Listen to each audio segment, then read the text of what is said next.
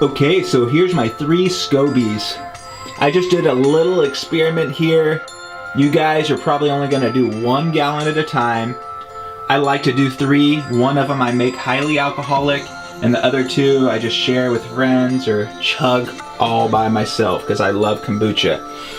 But this is the loose leaf black tea Scoby, which I recommend doing more than anything. Definitely the healthiest out of the 3. This one was with all black tea and tea bags.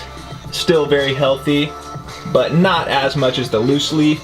And this one is green tea and black tea mixture, and it's noticeably not as healthy, so I definitely recommend just using black tea to make your Scoby.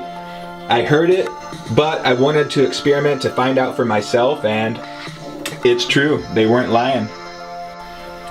Okay, so here's the 3 Scobies. This top one was the green tea and black tea. Notice how it's a little bit thinner. You can see right there.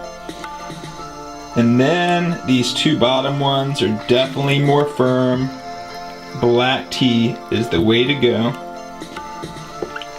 There's a thin spot on this one, but it's gonna be fine. So, beautiful Scobies. Took about 3 weeks. Could have pulled them after 2, but the thicker the better, I always say. So, this is gonna be super duper vinegary.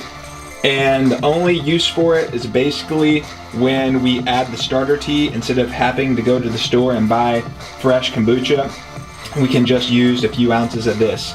So after we use that for the starter tea, you can just trash it. So I'm just gonna use this one for all 3 batches, just to keep them the same. All black tea, don't wanna mess with the green and black tea.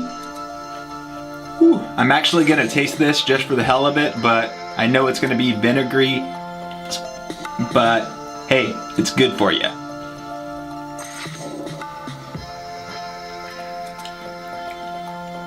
Basically tastes like apple cider vinegar. Woo!